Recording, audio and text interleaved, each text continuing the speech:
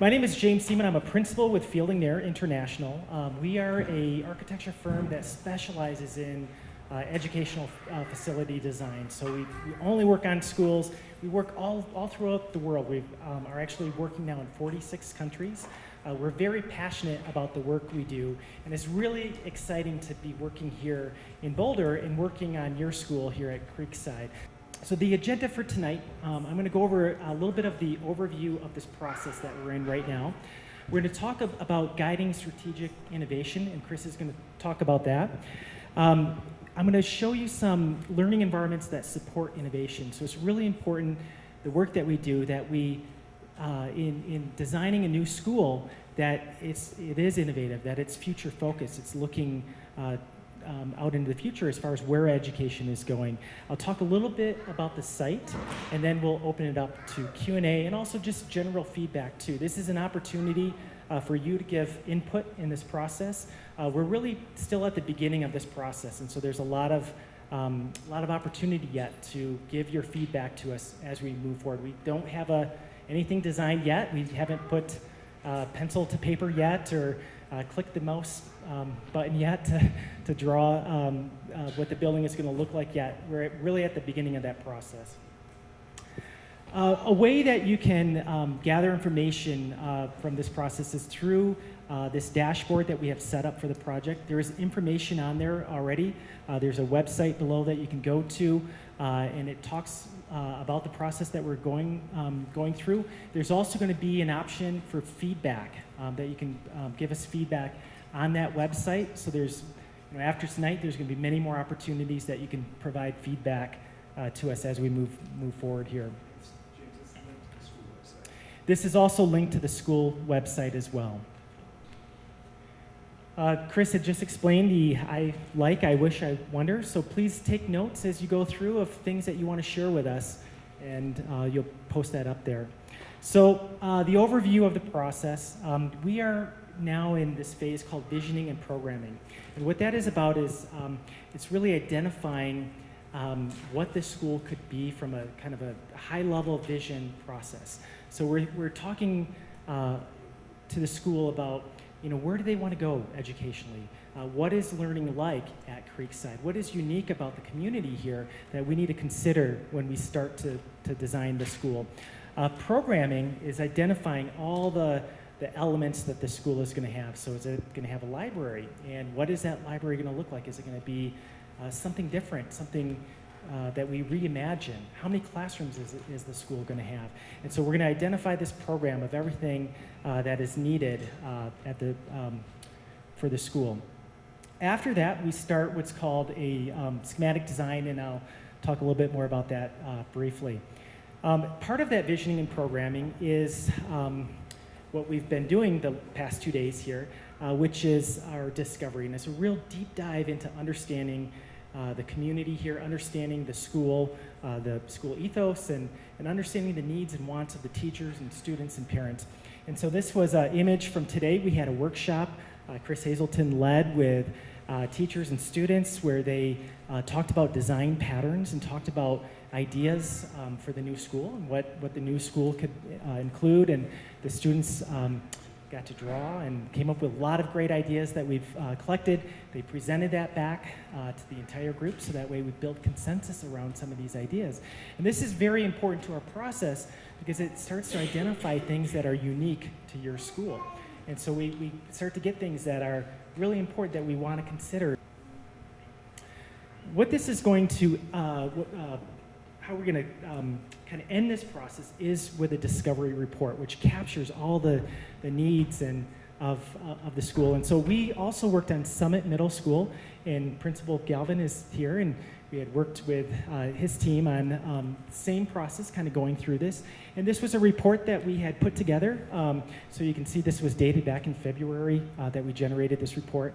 And it really captures all of the key findings as we went through the process. So we observed what was happening. We had teacher focus groups, and we heard what their needs were. We had some large kind of big picture findings that really kind of guided our process when we moved into design. And then we generated a lot of sketches. So this was a student sketch. And the student really based on this sketch, was asked then to be on the design advisory team, and she really became kind of a key part of the process in giving us great feedback as we move through the design. So the next steps after visioning and programming is we'll be getting into what's called schematic design, which is we start to draw what the school could look like. That's going to take a couple months to go through that process. We then go into what's called design development, which is getting into a little more finer detail. That's going to take us to the beginning of next year. And then after that, we basically have a design that we now need to document it so that way it can be constructed. And that takes several months to go through that process. So that will end in about April of next year. Then this goes out to bid, and then construction would begin May of next year and end August of 2017, and the new school would open then at the end of August of 2017 for the fall school year at that point. So the next piece here, I'm going to turn it to Chris Hazelton to talk about guiding strategic innovation. The district set about, in some work with our firm, to develop a notion of what innovation looks like. And what emerged from that are innovation guidelines that are essentially helping all the schools that are involved, that are going to be receiving money through the bond, as well as the exemplar schools, to develop a sense of how innovation will really impact learning. So we're thinking beyond innovation in terms of technology as the iPad or the shiny box, but really innovation in learning.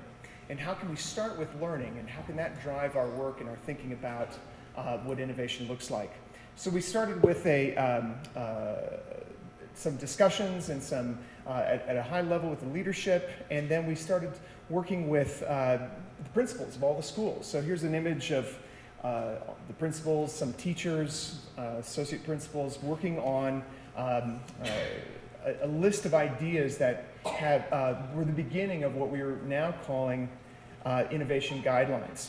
So what's emerged in sort of the synthesis of these, what amounted to about 25 ideas, are 6 really powerful ideas that can really drive the thinking about where learning is going. And so, I'll just read them through here quickly. Learning is founded in inquiry. Learning fosters a culture of curiosity and risk-taking. Mastery of learning is demonstrated in multiple ways. Learning is a social process.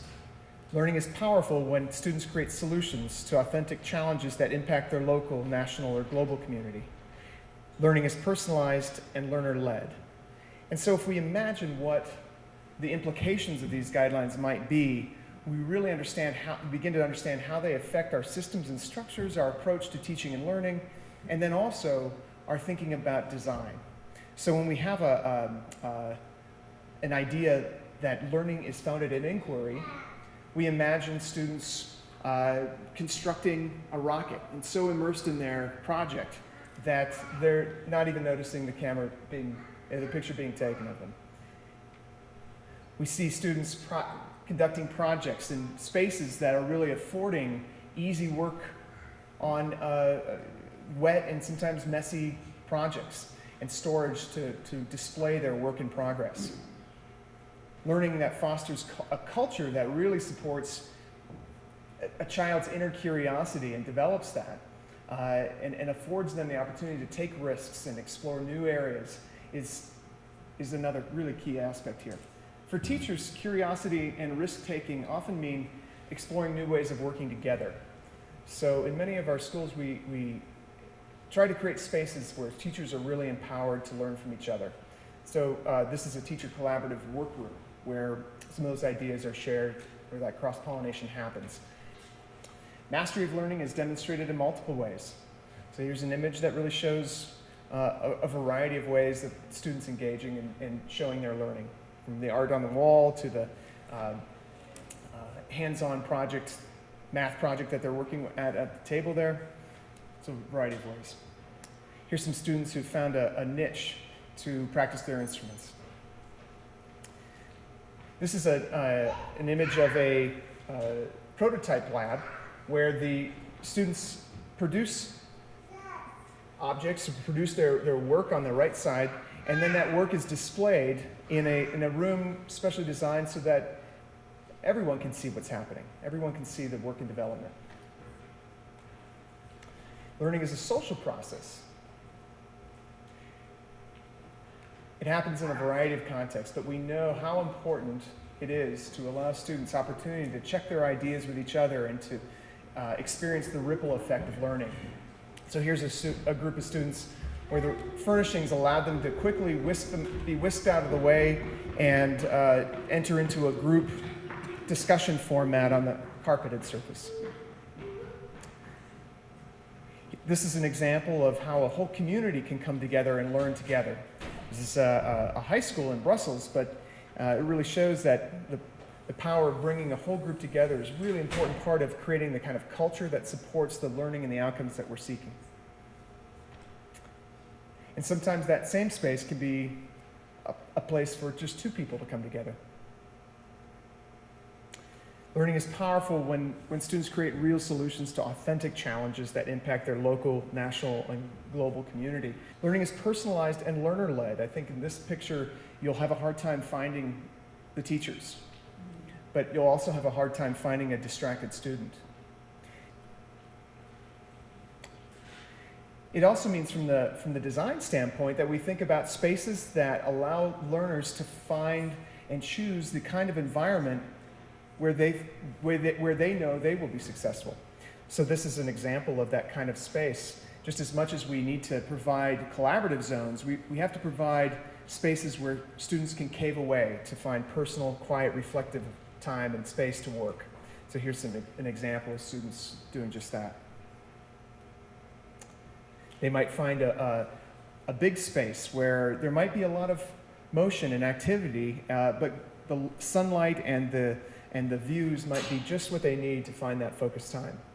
Kind of the same way I find that when I'm stranded at an airport somewhere and I can look out onto the tarmac and create my own private cave space. So the next section here, I'm going to talk about learning environments to support innovation. I'm going to build off of a lot of the concepts that Chris was just talking about here. The one thing I want to start out with saying is that what we're showing here is not the open classroom environment. There are some open spaces, but it's really more about a variety of spaces.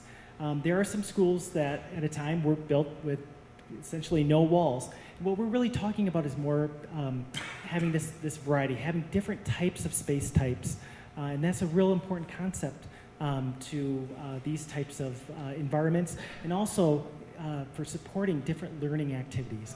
The other thing too is that this is not really new. This is happening all over. You look at higher education, they're really changing what's happening. They're changing to modes of active learning, modes of inquiry and fostering that curiosity and risk-taking. So you can see here a active learning space at Stanford. And it doesn't really look like that traditional lecture hall anymore. The students are doing projects, they're brainstorming, they're coming up with new ideas. This is really the future. This is really what is happening now in the business world, and this is why we need to educate our learners to be innovative. Active learning space at University of Minnesota. And so having collaborative surfaces where students can think aloud and write out, brainstorm ideas. Learning space at MIT. MIT switched their large group lecture halls to what's called technology-enhanced active learning. And rather than having a lecture hall of 80 students, they're really working in small groups, collaborating together, and then reporting back out to the larger group. So it's really about an active process with learning. And this space here is kind of what typical school classrooms look like today, right? There's still a lot of spaces that are like this. And so all we're saying here is if you have variety, you have flexibility. And so having that variety of spaces allows you to do many different learning activities, allows teachers to really choose the right space for that learning activity. So there's space for this, so you can still do the direct instruction. And there's times where that's important, when you're starting out a lesson, to really give that real focused, direct lesson to the students. But also, they can do this, where you can open up and connect spaces together. And this, where students can work together or work independently and really think and really work on their own projects, so it's more student-led. And also for this, where students can then present back out to their peers, and they can show what they've learned and present that. There's also spaces for this where they can collaborate and use technology. Space for this where there's a focus, more smaller room where students can learn together through more of a social process. And Chris had shown this image before with project-based learning, so you have space for this. And maybe even space for this, where learning can be fun, where we can think of the outdoors as a great learning space as well. And through our workshops today, we talked a lot about this. And between the students and the teachers here, they talked about how the site offers a lot of opportunities for outdoor learning, so that way you can really connect to nature out here. And you have some amazing views here that are very important. This diagram here shows more of a traditional layout of a school where you have the typical corridor down the middle, and then it's all arranged or flanked by these classrooms. This is really more considered an industrial and information age of organizing these spaces. You basically move from space to space. And in a creative age, learning spaces are more organized around a central commons. And so here you have a lot more connections between these types of spaces. So you still have classroom spaces. It doesn't mean that the classrooms go away in this model. It just means that you have a little more of a variety of space types. So you have a science lab, you have learning studios, you have project areas off of a common area, you have a cafe and informal gathering spaces. You have seminar-sized spaces, you have small group spaces. So it's really about creating that variety of space types. So one question may be is how do we make this safe? And so safety is a real concern in schools, and it's unfortunate that we really have to think about this. I mean, there was a time where we didn't really have to think about this as much as school designers, but we have to really consider this as we go through the design, and so we need to make schools safe. As we get into the design of Creekside, at every aspect of the design, we're going to have safety in mind, and it's very important to us that we do that this is a safe school. And some of the concepts or principles that we use as we do this is we think about natural surveillance, so having spaces where teachers can just naturally observe common spaces where kids are, being able to see the front door when people are coming into the school, thinking about access control, so how to kind of lock off areas, thinking about territories and kind of the maintenance of those areas, having layered security, so kind of multiple levels of that, and then also creating a positive environment. So we don't want safety and security to really be the primary concern. We're designing a school here, and that's really important. We can't let safety and security make a school that's no longer effective as a school. So we have to really think about these things in tandem. And so as we move through this process, we'll be thinking about all of these things and working with the district through every aspect of this. And these are just some diagrams showing that natural surveillance. So when you have a learning community that's open to a common area, you can see a lot of activities. When you have a traditional corridor, you have a lot of blind spots that are created. Diagram showing the access control, thinking about layered security. So those are really important aspects as we move forward with a design. So at this point, I'm going to share a couple-minute video with you, and we're almost done with the presentation portion here. After this, I'm going to talk a little bit about the site, and then we'll open up to Q&A.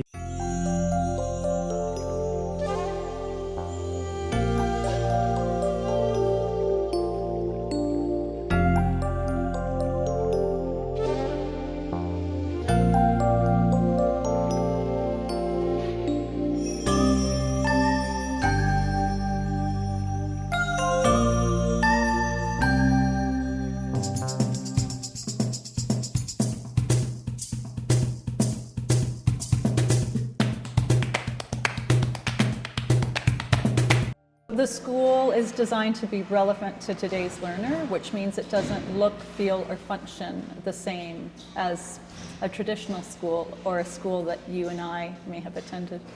It's a state-of-the-art building, and it really accommodates a new way of learning and a new way of teaching. I prefer to learn by myself because then I can concentrate and get the work that I want to do done efficiently. I like to learn with a friend because it just makes me feel a bit more focused, even though sometimes we talk.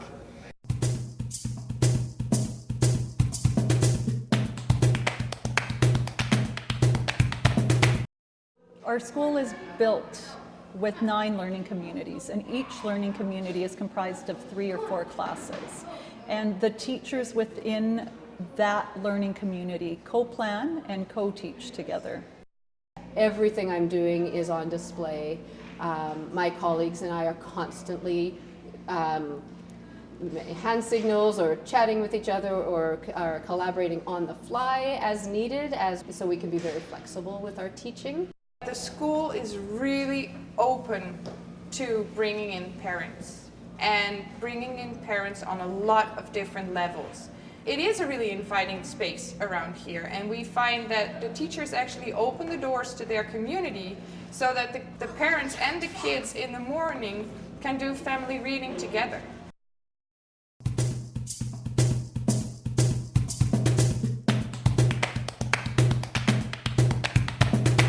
Do you know what it is? For me, it's about being genuine and it's about authenticity. And that's how I see this building and that's how I see the learning. The learning for me here is real. And we go out into the world even as adults and we have these expectations when we come into a school building that things should be a certain way. And a lot of the time that can be artificial. It's not real life, and that's not what's happening here. Everything that happens here is genuine, it's real, and it's authentic. We are to actively engage learners. And beyond that, learners are the ones that are supposed to be cognizant of what they need to do, their goals, how they're going to achieve them. Here at Norma Rose Point School, you get to pick on your level of ability and your skill.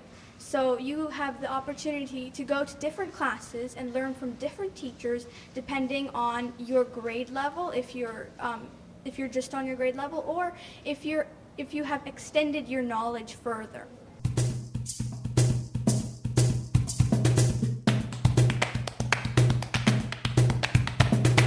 The biggest asset in this school is the level of dialogue amongst educators. Because they have a professional learning office, they are constantly collaborating. Daily, that's daily professional development.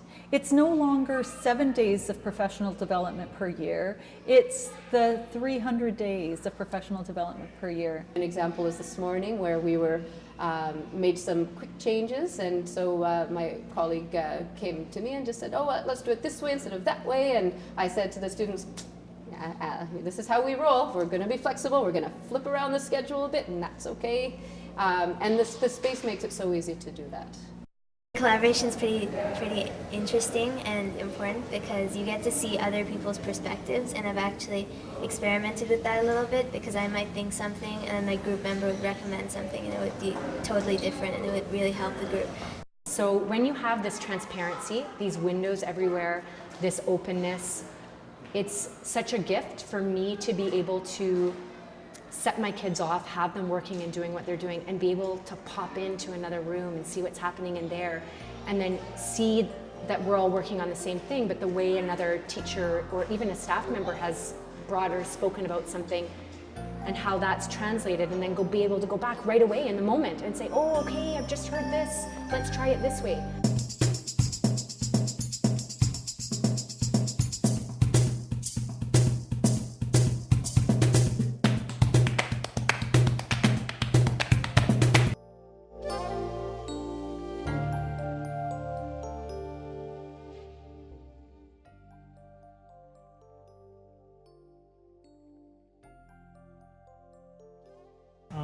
And as I mentioned before, we have not started any of the design yet.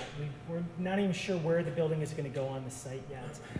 This is really this discovery process where we're gathering a lot of input. We're trying to understand the needs of the school, the needs of the community. And so tonight we do want to hear from you. We want to hear feedback from you about this. I know that this is a big deal, really positioning where the building is going to go and how is this going to work. So what you see here is an aerial view of the site. And so you can see where the building is placed in the front, and you can see the drop-off lane there. The creek is near the top of the screen there that cuts through. You have the open fields in the back. And so we've been tasked with designing a brand new school, a replacement school that would be on the site. And so we also have to do it in a way that the existing school has to remain, that it still has to function as a school, and that we need to keep the kids safe during the construction of the new school. So that is going to constrain us to where we place the new school.